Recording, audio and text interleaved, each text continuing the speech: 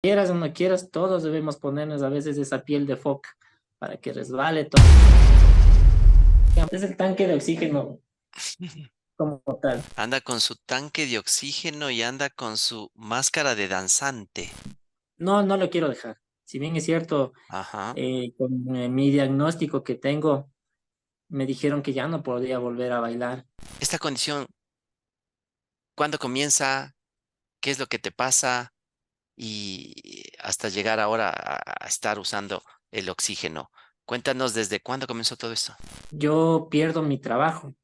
Tenía muchas peleas con mi esposa, Ya. muchas peleas, al hospital por insuficiencia respiratoria.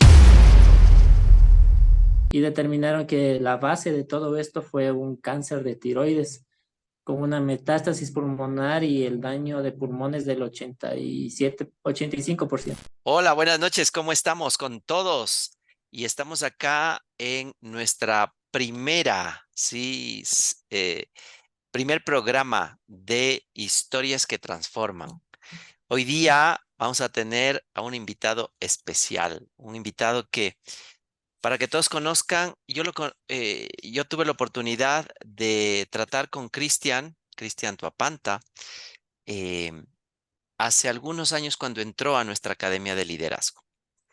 Y bueno, sabía que tenía algunas circunstancias en su vida que ustedes ya se van a enterar, pero no a fondo, hasta que hace poco tiempo estuvimos en el Parque La Carolina en un curso, en un taller de capacitación. Y él llegó con su tanque de oxígeno y, y además su tanque de oxígeno tenía ahí una máscara de colores que a todos nos dejó así como, ¿de qué se trata? Y fue cuando Cristian nos pudo contar qué es lo que él ha vivido, cómo él ha superado, por qué tiene ahí ese tanque de oxígeno llevándolo a todas partes y, y por qué continuamente él está siempre con oxígeno. Y así es que hoy vamos a tener la oportunidad que él nos cuente, que nos inspire a todos, así como nos inspiró en esa tarde o en esa mañana en el Parque La Carolina en Quito, Ecuador, y por eso lo he invitado. Así es que, Cristian, muy buenas noches acá, pero buenos días, buenas tardes a todos los que nos vean en los diferentes horarios. Qué gusto y cuéntanos por qué vas a todas partes con tu tanque de oxígeno y además tenías ahí unos colores especiales con una máscara que lo pones. Buenas noches, mi estimado Cris. En buenas noches, como dices, en todas las regiones, a cualquier horario que estén viendo esto, agradecerles por prestar oído a este pequeño mensaje que tengo, ¿no? Porque Dios mismo creo que me ha inspirado y me ha dado eh, esta parte de resiliencia para poder comentar con ustedes. Mi nombre es Cristian Tuapanta. Me gusta que me digan Cris. Soy muy Chévere, amigable, Cris. como me dicen mis hijos. Te conoces con mucha gente. Le digo, soy amigable. Hay muchas historias que se pueden transmitir mediante esa parte de ser amigos, de contar muchas cosas. Entonces, de ahí es cuando, como dices, yo me acerqué a, al primer taller, porque sí he querido ir, pero a veces me rondaba en la cabeza de cómo voy a ir, cómo te van a ver en la calle con oxígeno. Y es esa premisa que tú te pones para decirte, pero si estás enfermo, si te van a ver como víctima, entonces Mm, uno ujú. se queda en su casita y ya prefiere evitar ese tipo de cosas, ¿no? Sí. Y sí, pues he decidido, he tomado la decisión y actitud de fe, como ahora le llamo, en Mm, salir. Y no hay ningún inconveniente como cuando una vez me dijeron, es que Cris, quieras o no quieras, todos debemos ponernos a veces esa piel de foca para que resbale todo lo que nos digan, porque ya estás construido desde adentro. ujú. Ujú. Cuando estás construido desde adentro, cambian tus creencias y hace que lo de afuera no permita que dañe tu corazón y tu mente. Y sí, pues aquí lo tengo, mira, te voy a Ah, presentar, mira. muéstranos, muéstranos, Este ya. es el tanque de oxígeno como tal. Solo que yo, como te explicaba, yo fui bailarín, Ok. jugaba fútbol, entrené en las divisiones del Nacional, Ah, ya. pero pienso que fue más decisión o imponencia, creo que como todos, desde nuestros padres, ¿no? Esa creencia de que tienes que ser futbolista o el hombrecito tiene que estar atrás de una pelota. Ujú. Ajá. Y si bien es cierto, sí, sí agradaba, sí me gustaba ese deporte, entrené en las inferiores. Y con el paso de los años, cuando fui creciendo, encontré en el arte, que es en el arte de la danza, encontré esa inspiración más profunda que, como saben decir, hierve tu sangre cuando estás en presentándote, cuando estás repasando. Entonces desde ahí vengo con este significado de ponerle a mi tanque de oxígeno esa simbología de, mm, de alegría y como es multicolor, entonces, como yo dije, en el hospital hay ese color blanco que significa la limpieza, también el negro, en donde pasan muchas cosas em, que son difíciles de comprender. Pero Ajá. en mi vida le puse más colores para eso, para llevar yo el pincel y pintar cómo sería mi vida, que hoy lo que es un regalo de vida. Interesantísimo. Anda con su tanque de oxígeno y anda con su máscara de danzante, porque él fue bailarín. Oye, ¿y hace cuántos años hacías esto? ¿O te dedicabas a la danza, al baile? ¿Hace cuánto tiempo o desde cuándo haces esto? Em, Estaba desde los 18 pero no practicaba, desde los 18 años creo que practicaba un poco poco. De ahí me fue enrolando un poco más desde más o menos los 22 creo que llegué a hacer a llegar a un grupo de ballet en el cual ahí ya hice un poco más profesionalmente, que me llevó a conocer varios países Ah, y mira. a vivir muchas historias. Entonces, esa parte donde también tú dices, así, creo que asientas tus raíces de lo de lo que eres, ¿no? Y decir, llevé a mi, es bonito cuando se siente que tú estás en otro país representando a tu identidad.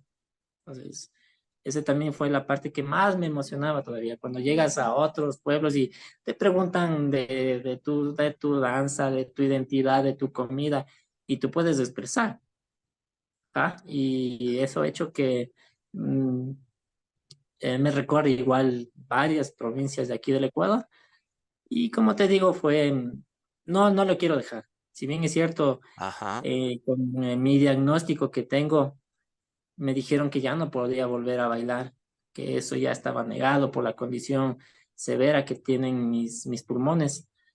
Pero, como te decía, cuando le pones tú esa chispa ese de color, aparece, como hoy te digo, aparece el TikTok que puedes hacer un minuto de exponer lo que hacías y no necesitas estar en un escenario grandote para que te vean personas, sino que ver muchas oportunidades que te da la vida y cuando creo que comienza a tener una conciencia de las cosas que pueden llegar a ser para bien, entonces aparecen estas cosas. Oye, y tú has dicho eso, la condición, ¿sí? Desde, ¿qué te diagnostican? ¿Cuándo comienza esta condición? Porque no lo vamos a llamar fatalidad, no lo vamos a llamar enfermedad, no le vamos a llamar con esos nombres que siempre te diagnostican. Vamos a llamar esta condición. Sí, esta condición, ¿cuándo comienza? ¿Qué es lo que te pasa? Y hasta llegar ahora a estar usando el oxígeno. Cuéntanos desde cuándo comenzó todo esto. Esto me doy cuenta porque ya los estudios médicos me dicen que yo he venido cargando este problema desde muy pequeñito. ya que la creencia de mis padres, el de haber tenido unas bolitas en el cuello, ellos asimilaban a otras cosas, a la Ujú, amigdalitis y así. Y como te digo, son creencias de mis padres. Me daban de comer el tomate caliente, me ujú. llevaban al mercado y me ponían ciertas cosas que nunca me llevaron a un especialista. Ok. Y como te digo, son creencias de mis padres, ¿no? Y ahí es cuando pues yo sigo con mi vida y como te digo, tuve una actividad física muy fuerte desde chiquito. Después del ballet también era actividad y nunca me pasó nada. Ujú. Cuando decaigo y me doy cuenta de mi diagnóstico es cuando em, yo pierdo mi trabajo. Estaba trabajando en una gran importadora ¿Qué edad era eso? y ¿Tenías qué edad? ¿en qué edad? Ujú. Estaba en los 30 años. Ok. Ajá. ¿Qué? Y fui bien, fui un buen empleado. ¿Por qué te quiero decir que fue un buen empleado? Porque mi papá cultivó muchos valores. Pues mi papá no solamente tuvo ciertos errores que nosotros queremos ver como el padre malo, no, siempre me dio muchos valores y llegué a tener hasta la administración de un local de repuestos. Entonces, cuando me sacan de ahí, me sacaron, me acuerdo, en un 28 de noviembre. Y en esas peleas judiciales, y yo no estaba sin dinero. Y me comenzaron a pedir mis hijos dinero para, ya sabes, para las fiestas de Quito, para las Navidades y así para en las escuelas. Ujú. Y estaba triste porque mi esposa también recién comenzaba su primer año de trabajo. Y también todo esto se conecta después porque tenía muchas peleas con mi esposa, Ya. muchas peleas. Ajá, y todo confabula para ciertos momentos. Y ahí es cuando, para febrero, yo me puse bien mal y comencé a tener un bajón de peso total y Ok. andaba solo con sueño. Y logré encontrar en un aliado al que yo le vendía repuestos, me contrató y me dijo, claro, vente para acá. Y me fui. Y yo renegaba, decía, ¿cómo voy a estar en una empresa grande y venir a esta pequeñita? Ujú. Y cuando él me ayudó bastante, le dije, gracias por ayudarme, pero mi salud ya no fue la misma, mi salud ya comenzó a decaer, yo ya no ya no podía, ya no avanzaba a hacer deporte, me invitaban a jugar y no avanzaban, ya no subía un piso de gradas. Y me fui a hacer ver y te cuento que ahí me dijeron que no tenía nada. Ah, Y al mes de eso, ya 4 meses después que trabajé en esta empresa, caí al hospital por insuficiencia respiratoria. insuficiencia respiratoria. Ajá. 30 Eso es lo años. que eso que es lo que me determinaron en el centro de salud. Cuando llegué al hospital de primera línea, em, fue 30 días de investigación. O sea, pasé 30 días ahí con oxígeno ya. Y determinaron que la base de todo esto fue un cáncer de tiroides con una metástasis pulmonar y el daño de pulmones del 85%. Tenías, o sea, eso era fruto de un cáncer a la tiroides y además tus pulmones estaban afectados en un 87%. Ajá, Tenaz. estaban bastante afectados. Entonces, la solución era operación después de 30 días 28 días que pasé ahí. Ujú. Y me decían que vino a hablar conmigo el médico que me iba a operar y me dijo, es muy difícil la operación por la condición que tienes. Yo llegué a pesar 43 kilos. Imagínate, estabas pero delgadísimo. Sí, y con los pulmones así no iba a aguantar la operación. Entonces Ujú. me dijo que además de esto, en los estudios y todo que me habían hecho, lo que el médico iba a tratar de salvar era mi voz, Oh, porque ok. mis cuerdas vocales, él me decía, es como un pelito de cabello, pero alrededor es una pera que está. Entonces él tiene que Oh, raspar tan finamente para poder salvar mis cuerdas vocales. Y me dijo que ah, tal vez no, no puedo. Y ahí fue la primera vez que yo escuché que me dijeron, ¿conoces de Dios? ajá. Ajá. Ora a tu Dios, me dijo. Ora a Dios. Y entré a mi cirugía, que duró 4 horas. Salí, pero con media parte de mi cuerpo, la parte derecha, que no podía mover, se me paralizó. Wow. Y también Muy, en muy fuerte. la garganta tenía ay, no sé cómo llamarlo, es cuando nosotros comemos, se cierra para que no vaya a los pulmones y luego se abre. Ajá. Eso no podía comer cosas calientes. Eh, tenaz. Y entonces estabas delicado, muy delicado de salud. Sí, sabes que ahí fue cuando me dijeron que tenía 6 meses de vida. Te dijeron que tenías 6 meses de vida. Sí, O sea, ahí fue cuando, ¿seguías, ya había pasado algún tiempo o tenías 30 años ahí? ahí sí, el mismo año. El Eso mismo año, fue ok, el mismo año. salí Y casi ya en te quedaban septiembre. 6 meses de vida. Cuando te Sí, dijeron eso, ¿qué pensabas? ¿Qué creías? Porque lo que algo me pareció impresionante es la fuerza que tienes tú para querer vivir.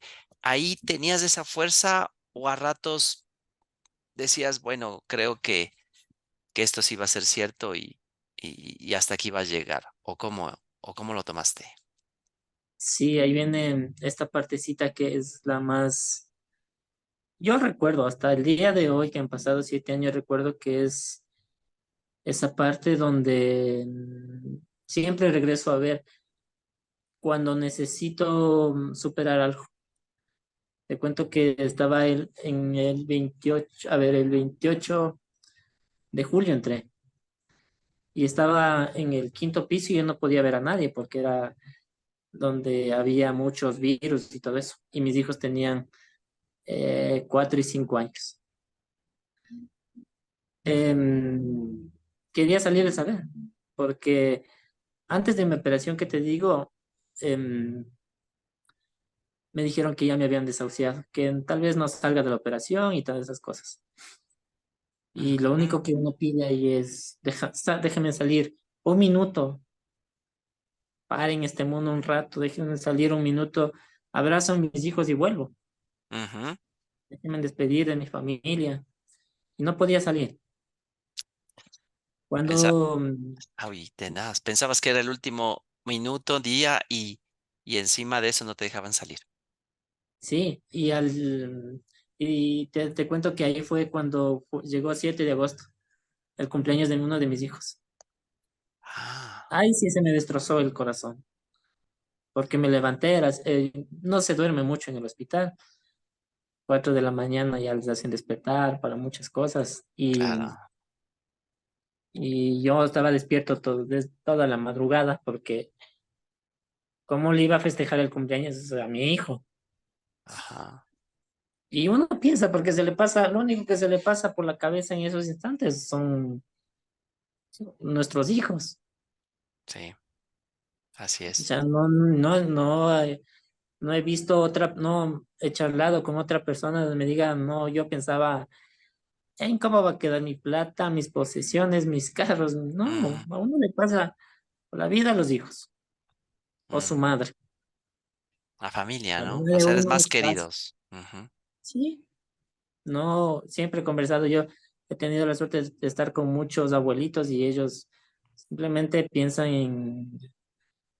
en cómo van a quedar sus familias. Y creo que ese es el pensamiento de una persona que está diagnosticada con un diagnóstico crítico y desahuciado. qué tenaz. Te Entonces, habían desahuciado ya para la operación. ¡Ah! Eso sí. está impresionante. Y de ahí ya en el quinto piso no sabía qué hacer y me dijo, me llamó mi papá y me dijo, mi hijo, te vamos a ver, están tus chiquitines aquí, pero sal por la ventana para verles en la calle. Mm, Y ya son unos momentos muy fuertes porque tú estás en el quinto piso sin poder salir y ellos están abajo gritándote, papá, aquí estamos, papá. Y ay, me llamaron qué por teléfono y me tenaz. decían, ¿dónde estás que no te vemos, papá?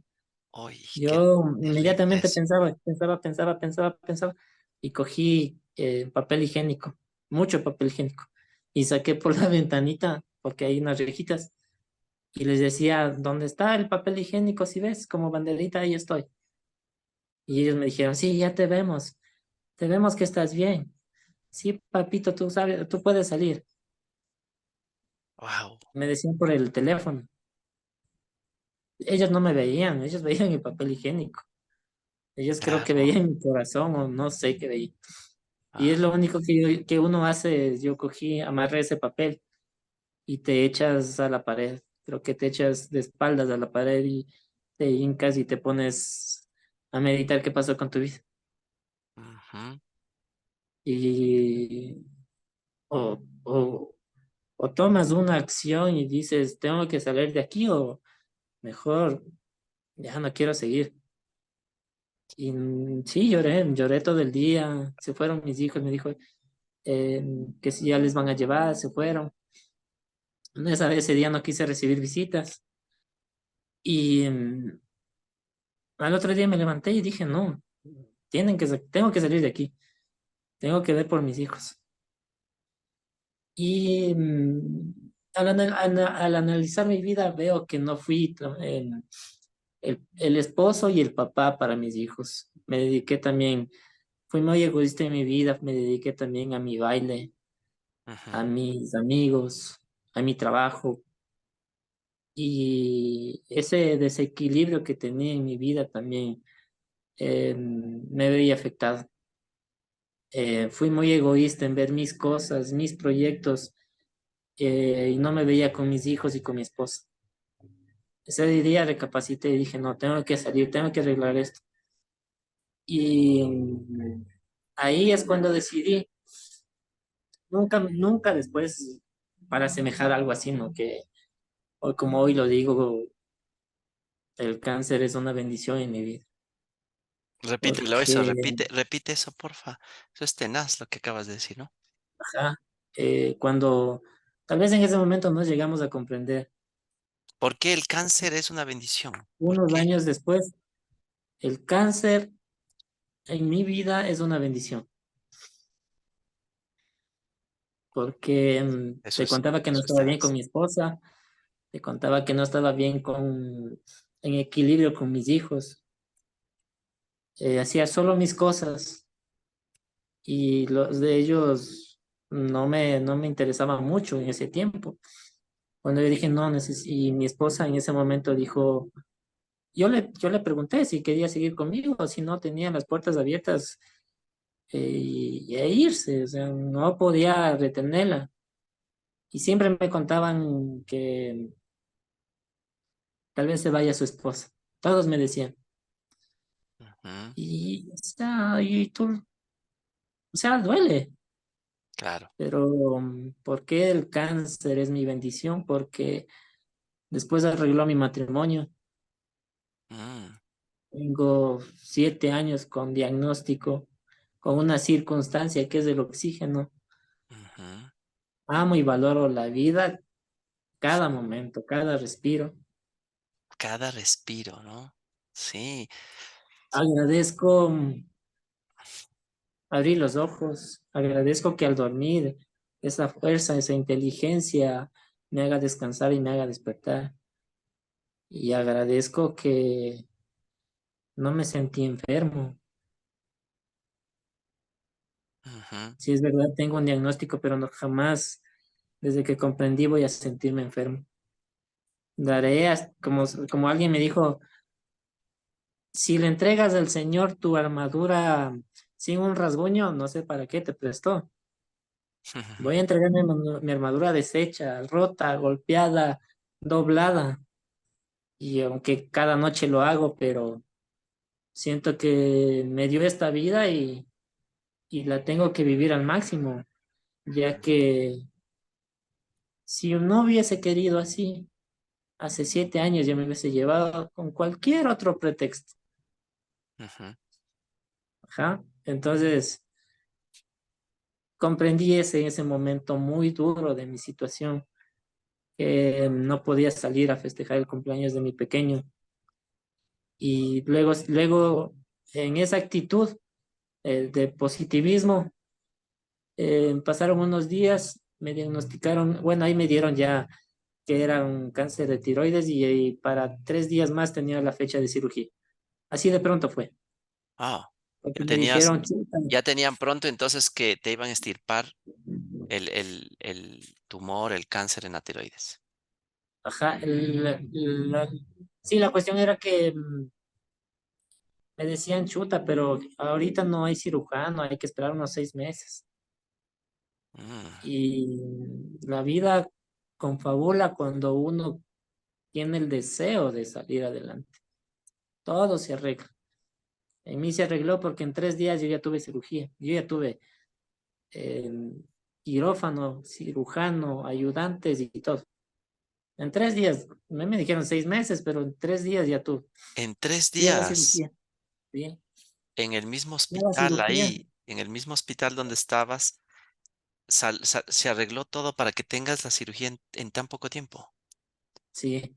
Wow. Y me dijo que me va a operar y la operación tengo desde aquí, desde la parte del oído hasta acá, abierto, la primera cirugía, todo esto. La primera, ¿por qué la primera? ¿Cuántas fueron? Después de 6 meses, ya ver enero, sí, casi febrero del siguiente año, tuve la siguiente operación. Igual me abrió la misma parte para estiparme lo que faltaba, pero el señor vio que, el doctor, en este caso, vio que estaba muy avanzada los nódulos regado por todo el cuello y decidió abrirme de aquí otra vez hasta acá. O sea, tengo una abertura de aquí, todito hasta acá. Increíble.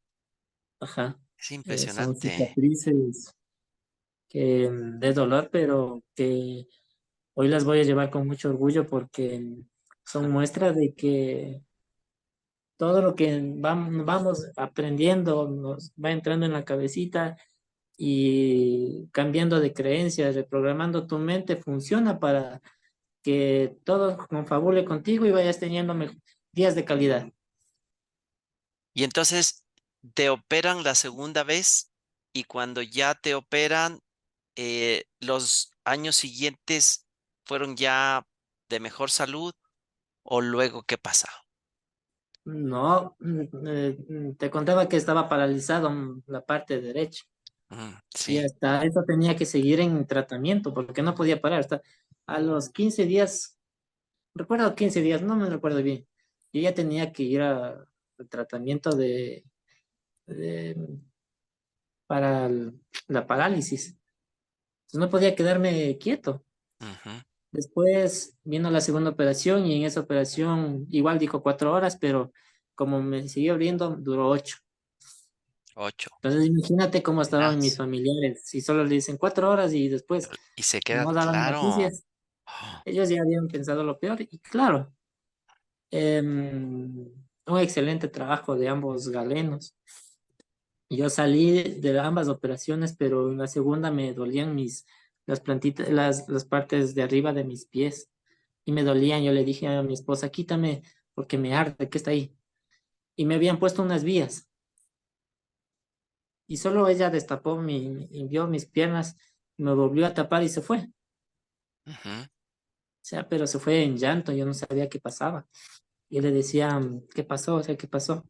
Cuando ella se recupera, regresa y le digo, cuéntame qué pasó. Me dice, sí sabes que eso es para reanimarte.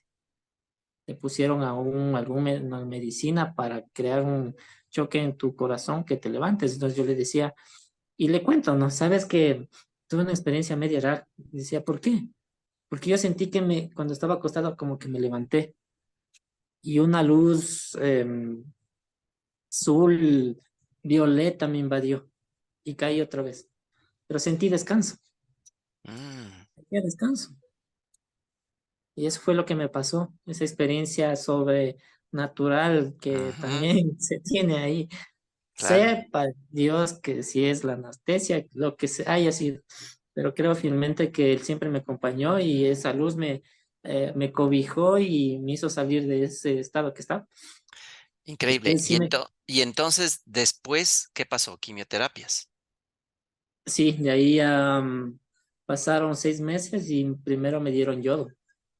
Ajá, ok. Caía yodo y son miligramos que te dan y eso afecta un montón. Pasé 15 días encerrado, totalmente sin nada, encerrado en un cuartito, solo con una cama, pero ahí es cuando uno se ve Peor, como, como en la cárcel, tenaz. como